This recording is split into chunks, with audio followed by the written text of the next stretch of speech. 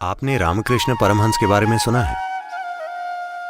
उनके जीवन काल में ही लोग उन्हें भगवान की तरह पूछते थे।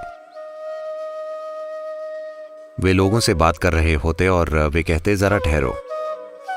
वे अंदर जाते और अपनी पत्नी से पूछते, आज खाने में क्या है? उनकी पत्नी शारदा को इससे बहुत शर्मिंदगी होती थी। उन्होंने कहा, रोने का कोई मतलब नहीं है, समय आ गया है।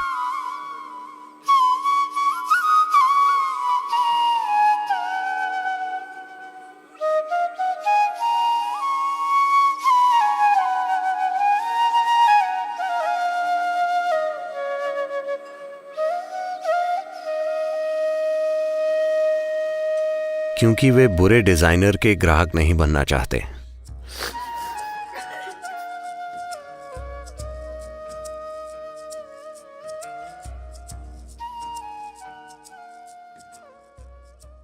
अब मैं चाहता हूं कि इस समय मैं जो भी कह रहा हूं आप उसे सही संदर्भ में समझें, क्योंकि इसे आसानी से गलत समझा जा सकता है। आत्मज्ञान क्या है?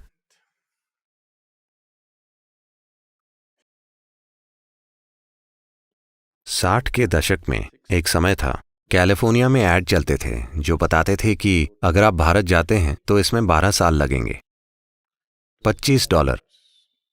यहां आप 1 घंटे में आत्मज्ञानी हो सकते हैं। ऐसे ऐड चलते थे जहां आपको बस हेडफोन पहनने होते थे, फैंसी दिखने वाले चश्मे पहनने होते थे और वे आपको कुछ खिलाएंगे भी। इन सब से आपको एक मनोविकारी अनुभव होता था। तो लोग विज्ञापन देते थे। तो आत्मज्ञान है क्या? हम बार बार ये कह रहे हैं, असतोमा सद्गमय, असतोमा सद्गमय। इसका मतलब ये है कि हम खुद को जगाने की कोशिश कर रहे हैं कि मैं असत्य से सत्य की ओर जाना चाहता हूं। इसे समझने के बहुत सारे तरीके हैं। इसे बहुत ही सरल तरीके से रखें तो आपके बारे में बुनियादी झूठ यह है कि इस समय आप जो नहीं हैं उसे आप मैं के रूप में अनुभव कर रहे हैं। यह धरती का एक टुकड़ा है, हमने बार बार ये कहा है, पर इस समय आप इसे मैं के रूप में अनुभव कर रहे हैं। ये एक झूठ है ना? अगर मैं इस सोफे को मैं समझूं तो निश्चित रूप से मुझे डॉक्टर की जरूरत होगी, है ना? हाँ या ना? तो अगर आपको लगता है मैं ये लोटा हूं तो आपको जरूर कोई परेशानी है ना? इलाज की जरूरत है या नहीं? अगर मुझे लगता है कि मैं एक पात्र हूं तो मुझे इलाज की जरूरत है, पर मेरा शरीर, इसे भी इस धरती से निकाला गया है। ये भी इसी धरती से निकाला गया था। हाँ, ये भी धरती का एक टुकड़ा है और ये भी धरती का ही टुकड़ा है ना? अगर मैं सोच सकता हूं कि ये मैं हूं तो मैं ये क्यों नहीं सोच सकता कि ये मैं हूं? ऐसा लगता है कि मेरा दिमाग कुछ अलग है। अच्छा है ना? ऐसा दिमाग मदद करेगा, पर निश्चित रूप से ये पागलपन है ना? मेरा ये होना पक्का पागलपन है। कृपया इसे देखिए, मेरा ये होना, क्या ये पागलपन नहीं है? आपकी सुविधा केवल यही है कि हर कोई ऐसा है। हाँ, पागल खाने में ऐसा ही होता है, ऐसा ही होता है। सिर्फ इसलिए कि हर कोई आपकी तरह है, इससे ये चीज सही नहीं हो जाती। मैं जानता हूं कि हम एक लोकतांत्रिक देश हैं, बहुमत राज करता है, जो भी बहुमत कहता है वो सच बन जाता है, पर अस्तित्व में ऐसे काम नहीं चलता। जो है वो है, जो नहीं है वो नहीं है, बस यही। अगर आप इसके साथ तालमेल में हैं तो जीवन एक तरीके से काम करता है, अगर आप तालमेल में नहीं हैं तो जीवन दूसरे तरीके से काम करता है। ये एक सरल सी बात है। तो अगर आप जानते हैं कि मैं ये नहीं हूं, बुद्धि से नहीं, अनुभव से, अगर एक स्पष्ट दूरी आ गई है तो इसे एक ओर रखकर चले जाना सहज होगा, है ना? इसे आप बुरे नामों से बुलाते हैं, जैसे मृत्यु। नहीं, मुझे लगता था कि मैं ये लोटा हूं और मैंने इसे लगातार ढोया। एक दिन मुझे अनुभव हुआ, हे भगवान, ये मैं नहीं हूं। अब मेरे लिए उसे नीचे रखकर बैठना सहज होगा, है ना? क्या ऐसा नहीं है? तो उन्होंने बस यही किया। आप इसे बढ़ा चढ़ा रहे हैं। आत्मज्ञानी अपने शरीर को छोड़कर चले जाते हैं। जब उन्हें बोध होता है कि वो ये नहीं है तो वो इसे एक ओर रख देते हैं। अगर उन्हें थोड़ा सा और काम होता तो वो इसे उठा सकते थे। उन्हें कोई काम नहीं था, वो इसे रखकर चले गए। ये जीने का समझदार तरीका है या नहीं? अगर आपको इस लोटे से काम है तो आप इसे हर कहीं ढोएंगे। कोई काम नहीं है तो आप इसे यहीं छोड़ देंगे। इसलिए जब आत्मज्ञान होता है तो 90% ऐसा होता है कि आत्मज्ञान और शरीर छोड़ना एक ही समय पर होता है। जब तक आप शरीर की यंत्र प्रक्रिया को नहीं समझते, आप शरीर को बनाए नहीं रख सकते।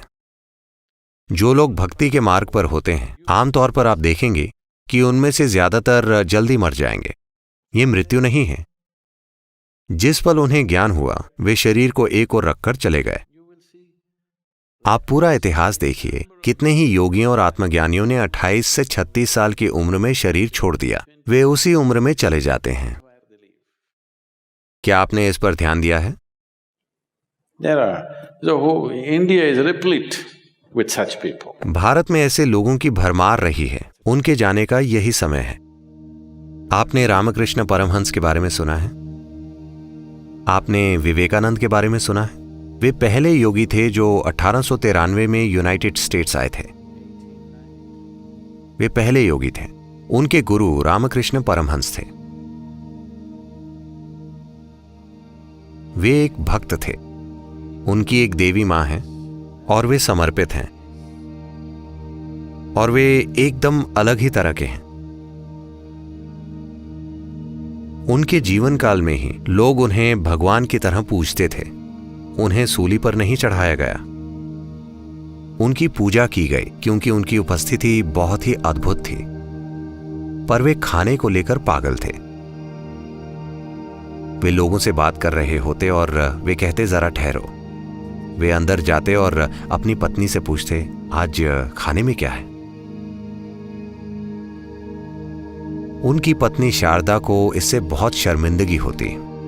वे कहती, आपकी दिक्कत क्या है? यहां तक कि मैं भी खाने को लेकर परेशान नहीं हूं, फिर आपको क्या समस्या है? हम आपको भगवान मानते हैं, खाने को लेकर ये कैसा पागलपन है? उन्होंने कहा, ये ठीक है, पर खाने में क्या है? एक दिन उनकी पत्नी को बहुत शर्मिंदगी हुई और वे बोली, मैं आपसे बहुत शर्मिंदा हूं। आप खाने को लेकर इतने पागल क्यों हैं? वे बोले, आपको पता है देश के उस हिस्से में भोजन हमेशा नहीं, भारत में हम ऐसी प्लेट में नहीं खाते, हम ऐसी प्लेट में खाते हैं। इसे थाली कहा जाता है। खाने से परोसी हुई प्लेट को थाली कहा जाता है। वे बोले, जिस दिन तुम मेरे लिए थाली लाओ, तुम मेरे लिए भोजन लाओ, और अगर मैं खाने में कोई रुचि ना दिखाऊं तो समझ जाना कि बस 3 दिन बचे हैं। उन्होंने ये कहा और उसके बाद 7 साल बीत गए। 7 साल बाद एक दिन उनकी हमेशा से ही एक झूले पर बैठकर खाने की आदत रही थी, इसलिए वे इस झूले पर ही बैठकर खाते थे। वे थाली लाएं और उन्होंने मुंह फेर लिया। वे रोने लगी। अचानक उन्हें एहसास हुआ केवल 3 दिन बचे हैं। उन्होंने कहा, रोने का कोई मतलब नहीं है, समय आ गया है। 3 दिन बाद वे चले गए। तो वे सचेतन रूप से भोजन की इच्छा पैदा कर रहे थे शरीर में बने रहने के लिए। अगर वे भोजन की इच्छा नहीं करते तो वे चले जाते। तो वे हर रोज खुद को बताते, खाना खाना खाना खाना। ये उनका स्वभाव नहीं है, पर वे शरीर को चलाते रहने के लिए हर समय ये इच्छा पैदा कर रहे थे। अगर सत्संग में बैठे बैठे उनका अनुभव बड़ा रूप ले लेता तो वे अचानक उठते और पूछते, आज खाना क्या बनाया है? मैं ये और वो खाना चाहता हूँ, बस खाने के बारे में सोचना। Just thinking about food, desire, creating a conscious desire for food, just to stay glued. शरीर में टिके रहने के लिए एक सचेतन इच्छा पैदा करना। या तो आपको ऐसी कोई इच्छा पैदा करनी होगी या दूसरी तरह की तरकीबें हैं, या आप में शरीर की यांत्रिकी समझ होनी चाहिए। शरीर की यंत्र प्रक्रिया समझने के लिए एक तरह की भागीदारी चाहिए। ये यूं ही नहीं आती। आत्मज्ञान एक पल में हो सकता है, पर समझ एक पल में नहीं आती, जन्मों तक काम करना पड़ता है।